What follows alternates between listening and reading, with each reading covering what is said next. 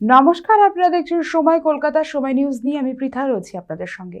এখন চোখ রাখবো বিস্তারিত খবরে।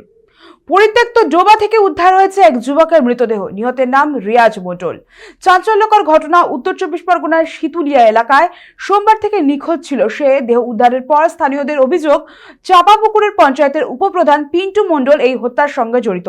এই অভিযোগে এলাকায় কার্যত রণক্ষেত্র তৈরি হয়। এরপর পিন্টু মণ্ডলের বাড়িতে এবং তার গাড়িতে আগুন ধরিয়ে দেওয়া হয়। তারপর থেকেই পিন্টু মণ্ডল এলাকা ছাড়া হয়। মর্মান্তিক ঘটনার প্রতিবাদে স্থানীয়রা দফায় দফায় রাস্তা অবরোধ করে, পাশাপাশি রাস্তায় আগুন জ্বালিয়ে অভিযুক্তের গ্রেফতারি এবং উপপ্রধানের পদ থেকে বহিষ্কারের দাবি তোলেন তারা। অপরদিকে ঘটনার প্রেক্ষিতে সরব হন তৃণমূল নেতা এটিএম আব্দুল্লাহ রনি।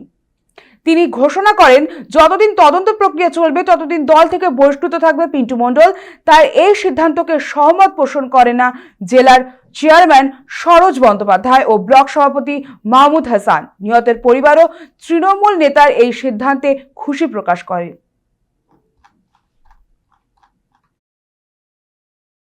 তদন্তের গতি প্রকৃতির স্বার্থে, নিরপেক্ষতার স্বার্থে আমরা তাকে পঞ্চায়েতের উপপ্রধান পদ থেকে বরখাস্ত করছি এবং তাকে দলীয় সমস্ত পদ থেকে আমরা বরখাস্ত করছি এবং আগামী দিনে তদন্তের গতি প্রকৃতির উপরে দাঁড়িয়ে দল পরবর্তী পদক্ষেপ আপনাদেরকে জানিয়ে দেবে। দেখুন, তার নামে চাপাপুকুর পঞ্চায়েতে যে একটা খুনের ঘটনা ঘটেছে, সেই ঘটনার পরিপ্রেক্ষিতে তার নামে পুলিশি কমপ্লেন দায়ের হয়েছে সেই পরিবারের পক্ষ থেকে এবং একটা অভিযোগের আঙুল চাপাপুকুর গ্রাম এলাকার মানুষের তার দিকে উঠেছে।